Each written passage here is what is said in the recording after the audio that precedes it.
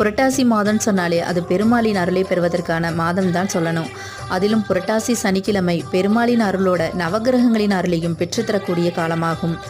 இந்த ஆண்டு மிகவும் விசேஷமாக பல சிறப்புகள் ஒன்றாக இணைந்து வரும் நாளாக புரட்டாசியின் அனைத்து சனிக்கிழமைகளும் அமைந்துள்ளன. புரட்டாசி முதல் சனிக்கிழமையில் பெருமாளை எப்படி வழிபட்டால் நமக்கு பெருமாளின் முழு அருளும் கிடைக்கும், புரட்டாசி முதல் சனிக்கிழமைக்கு அப்படி என்ன சிறப்பு இருக்கிறது என்பதை பற்றி இப்போது பார்க்கலாம்.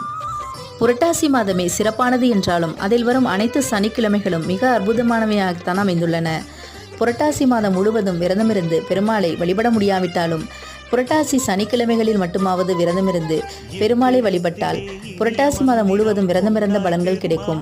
அதோடு புரட்டாசி சனிக்கிழமைகளில் விரதமிருந்து பெருமாளை பயபக்தியுடன் வழிபடுபவர்களுக்கு சனி பகவானால் ஏற்படும் தோஷங்கள் மட்டுமின்றி எப்படிப்பட்ட கிரக தோஷங்கள் இருந்தாலும் அது நீங்கிவிடும். இந்த ஆண்டு புரட்டாசி மாதத்தில் 4